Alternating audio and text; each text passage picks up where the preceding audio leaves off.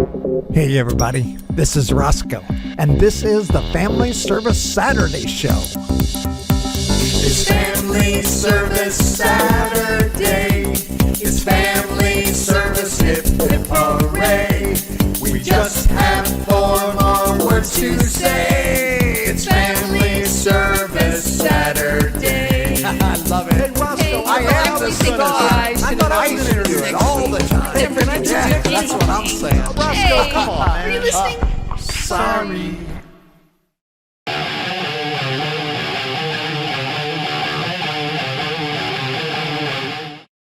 Hey everybody, Pastor Jim here with this week's scripture. This week's scripture happens in the book of Luke, chapter 24, verse 31. So it's right after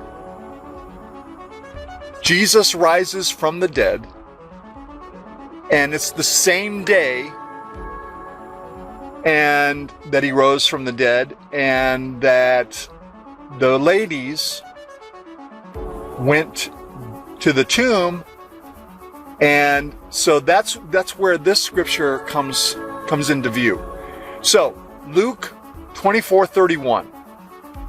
First word is they. So have your pointer finger go from left to right, or left to right for you.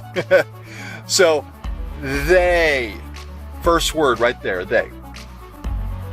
Then make the victory sign, have it close to your eye, come forward. Saw. So what was the first word? They saw. This one is fun. Make the fishy lips. Who? What was it from the beginning? They saw who he, and then point backwards, was. So Luke 24:31 from the beginning says, they saw who he was. So, I wonder who they and he is in this story. So have you ever gone to the grocery store and seen a little kid who's standing by an adult, and all of a sudden they look up and they realize that the person they're standing next to isn't their parent, and they kind of go, mommy. They finally saw who it was that they were standing by. That's kind of like our story this week. Luke 24:31, they saw who he was. They saw who he was. And if you're wondering who they and who he is, you're going to have to wait around for the Bible story, because that's the story we're going to tell you. Who they and who he is. So Luke 24:31, one more time from the beginning. They saw who he was.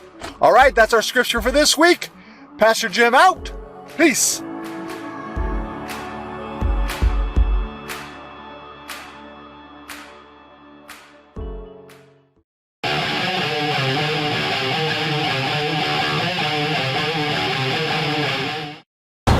It's time for that game we like to call If You Laugh, Smile, or Say, Aww, You Lose.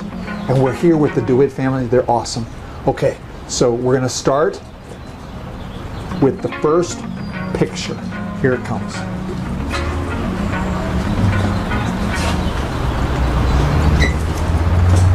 Younger siblings misbehave. Mom thanks me for being a good child. Sarah! That's because she's a good child. Next one. If you laugh, smile, or say, you lose. Picture 2. When parents ask me to dress well for the annual family picture. The system is rigged. You guys in the back are good. Rebecca's good too. Okay, here comes the third picture. The moment he realized he was now the middle child.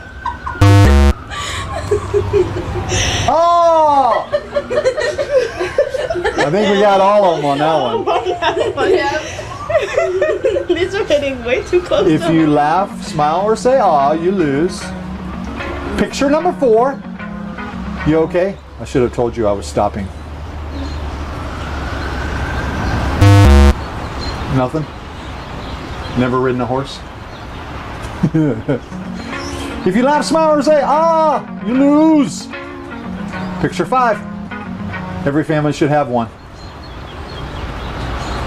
Look at the guy on the right.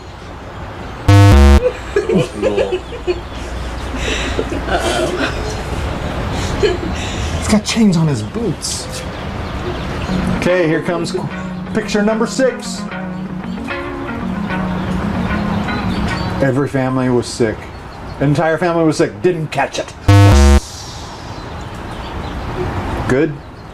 Everybody's good. Picture number 7. If you laugh, smile, or say "aw," you lose. Here it comes.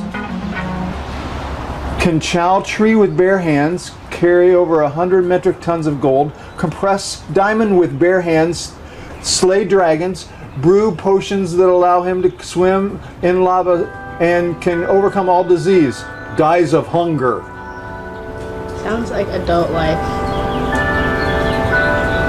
That was a little bit over. They don't play games, do they? This is like a simulation. I don't play games. This is Minecraft. I understand Minecraft. This did not. Didn't get you. I don't play games. I don't know. I'm glad. I think there's just too many words on that one. Last one. Last one. What does it mean if you find a horseshoe? Some poor horse is walking around in his socks.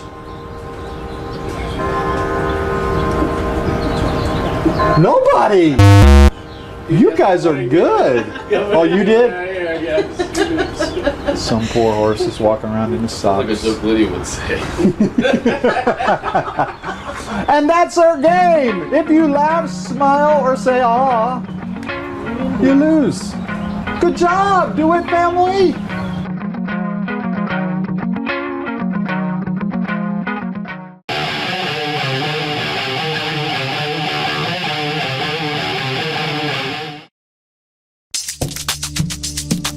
There once lived in, always squinted a lot. He stood there and shrugged. All he said was, What? he would run into the walls. Oh, ow! He would run into trees. Oh, that hurt. Oh. When he did all of those things, he often fell to his knees. He would scream and then cry because his body felt pain. My little head. He would cry even louder. Kind of hard to explain. Then one day that E got a brand new project. Oh, He went to the eye doctor where? to get his eyes checked. Oh, where? Oh. When the doc checked his eyes, she was really in shock. E couldn't read the numbers right there on that clock. There's a clock there? Can't see it. So she gave him a pair of glasses right there. For me? That E was so happy, he jumped right in the air. Yes! He giggled and smiled. Was a great way to be. It's always so nice when it is you can see. Gee! Woohoo!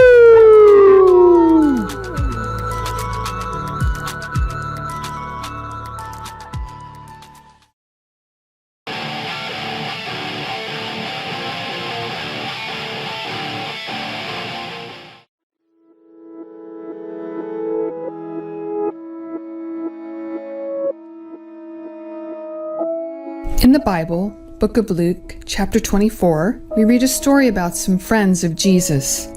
After Jesus had been killed on a cross, 2 men were on their way to a town named Emmaus, about 7 miles from Jerusalem. On their way, a stranger joined them and asked, What are you guys talking about? The 2 men stood still for a few seconds, looking sad, and one of them said to the stranger, Are you the only visitor to Jerusalem not to hear what has happened the past few days? The stranger said, What things? About Jesus of Nazareth. They replied, He was a prophet. He was powerful in what he said and did in the sight of God and all the people. The chief priests and our rulers handed Jesus over to be sentenced to death. They nailed him to a cross. But we had hoped that he was going to be the one to set Israel free. Also, it is the third day since all this happened. Some of the women amazed us too. Early this morning they went to the tomb, but they didn't find his body. So they came and told us what they had seen. They saw angels who said Jesus was alive. Then some of our friends went to the tomb. They saw it empty, just as the women had said. The stranger began to tell them all about the Messiah and how he had to suffer these things, and then receive his glory, starting with Moses and then all the prophets. When they got to the village of Emmaus, the stranger acted as if he was going to keep going, but the two convinced him to have dinner with them when they got to the house.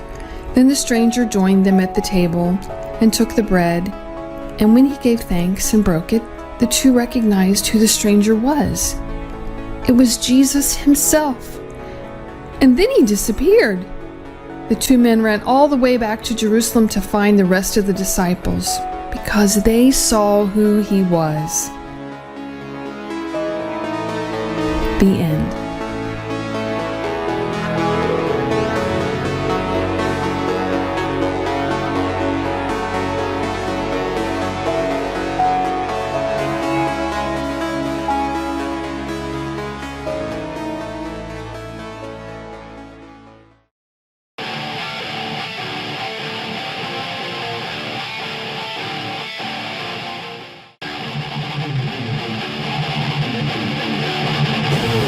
Everybody, we have a top 5 list today. So, where's Purple Monster? Purple Monster! There you are! What do you have for us today? A top 5 list. Top 5 lists from? Our home office of San Francisco, California. Hey! The top 5 things to see. Oh, the top 5 things to see. That's going to be good. So when you hear a number, do the drum roll. Blah, blah, blah. Okay, who does number 5? I do! Okay, number 5. Number 5 thing to see is... The school bully on his way to the principal's office. Yay! All right. Who does number 4? Me! Oh, Blue Baby. Okay, number 4. Number 4 thing to see is... The pizza delivery man! Yay! I love seeing that guy. Number 3.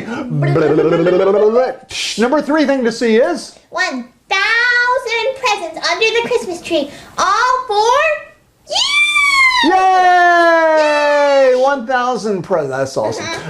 Who does number 2? Rock. Number 2. Number 2 thing to see, Rock. Oh, rockin' out. Oh yeah! Rock it out, puppets! Woo! Oh yeah! Awesome! Yeah! Oh yeah! You guys are good rockers. Yeah. And number 1! Number 1 thing to see is? Jesus! Yay! Oh, it's so good. And another great thing to see. What's that? Pastor Jim not picking his nose. Hey! That was good. Rock it out, people! Rock it out! Woo! Look out, everybody say bye!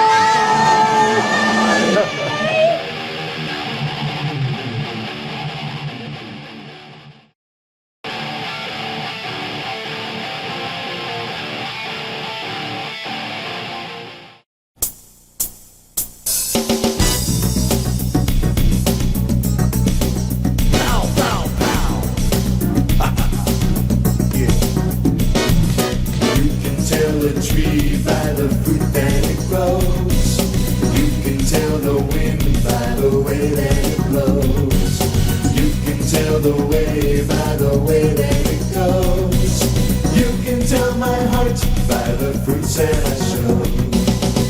I wanna bear fruit, I wanna bear fruit. I wanna bear fruit, I wanna bear fruit.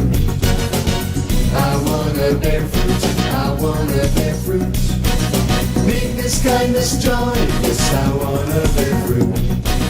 Goodness, patience, faith, yes, I wanna bear fruit. Self-control, love, peace, yes, I wanna bear fruit. Oh yeah. Get ready, here it comes. Pow, pow, pow. Ooh, I love that part. Before I knew Christ, I lived in the flesh. I didn't know that I was headed for death. The Spirit came and gave my flesh a big bolt. Now I live for Christ and I wanna bear fruit. I wanna bear fruit. I wanna bear fruit. I wanna bear fruit. I wanna bear fruit. I wanna bear fruit. I wanna bear fruit. Meekness, kindness, joy, yes, I wanna bear fruit. Goodness, patience, faith, yes, I wanna bear fruit.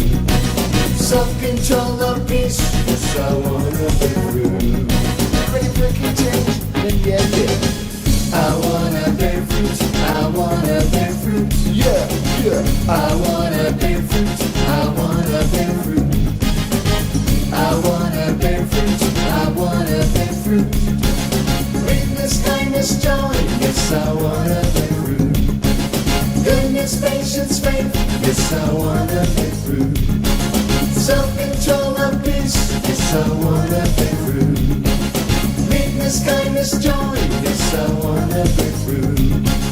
Goodness, patience, faith, yes, I wanna bear fruit. Self-control, love, peace, yes, I wanna bear fruit.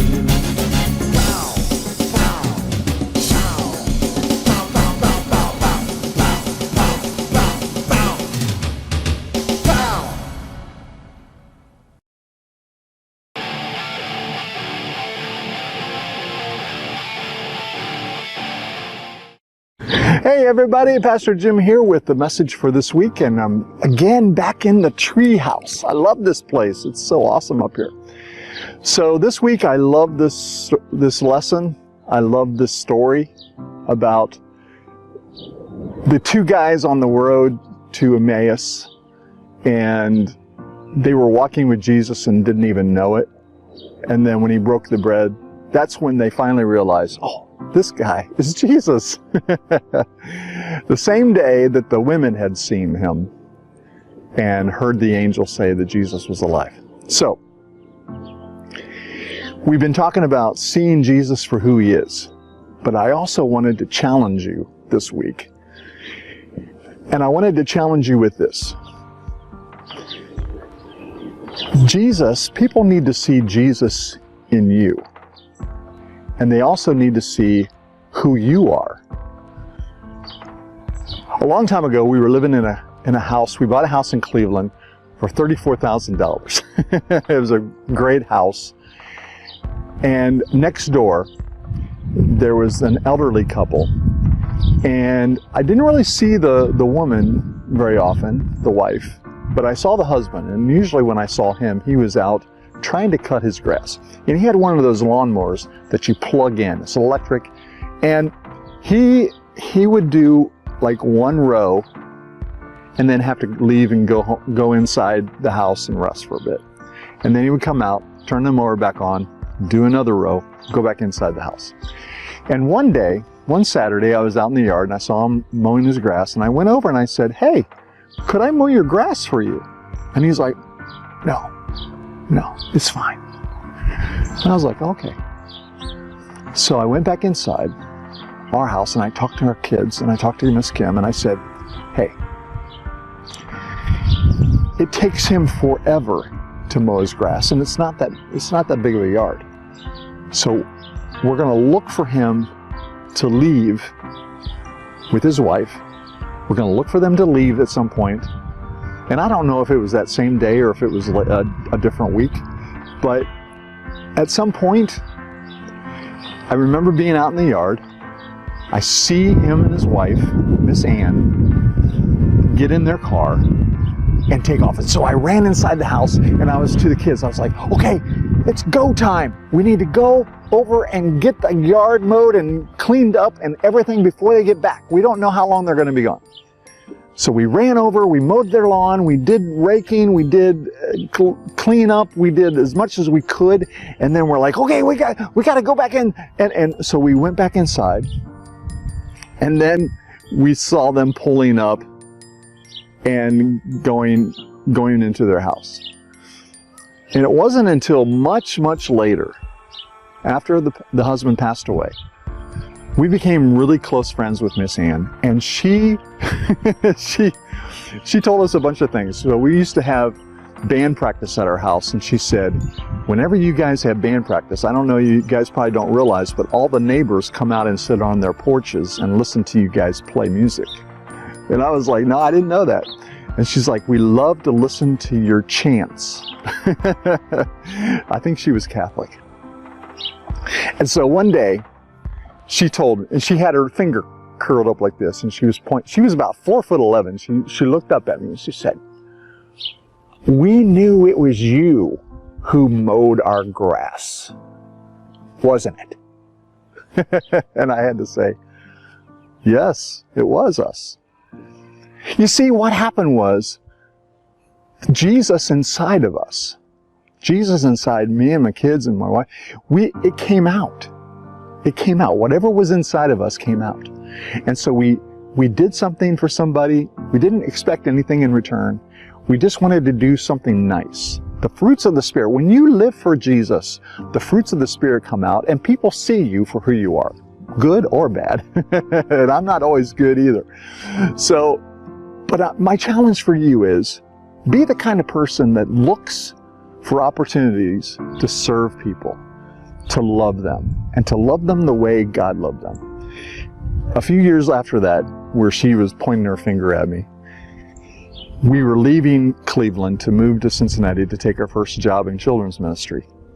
And Miss Ann, I was kind of tore up about it myself, but she was crying, and she came over and she said, I want you to have a piece of furniture so that you'll remember me. And I was like, Miss Ann, we would never be able to forget you. You're awesome. And she loved God, and she gave us this little table, and we've had that thing for years, and it always reminded me when I saw it of Miss Ann, her husband, a couple people that had lived their life, but had lived it in such a way as to serve others and to love others. Let people see Jesus in you every day. Be aware of the situations around you where you can serve somebody and you can love somebody. Even if it's your mom, even if it's your dad. When they tell you, hey, let's go clean up. Yes, let Jesus come out and let people see you, see Jesus in you. So that's my encouragement for today. That's our message for this week. Pastor Jim out. Peace.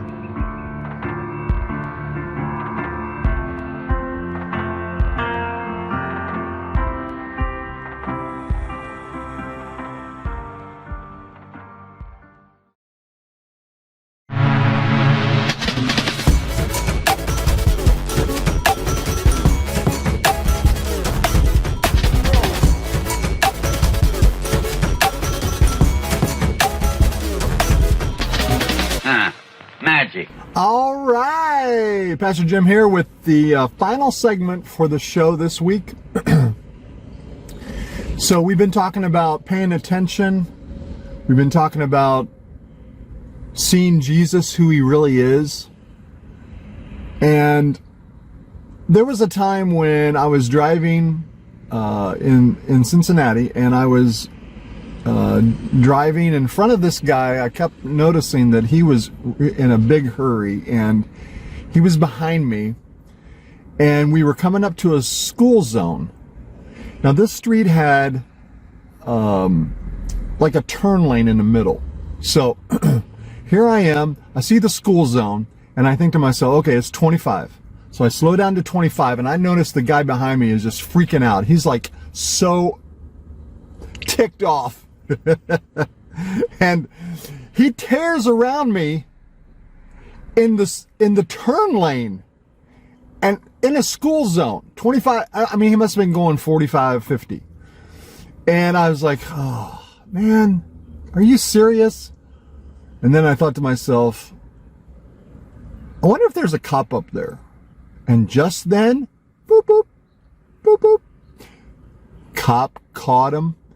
I'm sure that was a hefty ticket. But he wasn't paying attention. And I wish I would have had the song then that I do now. It says, pay attention, attention won't pay you.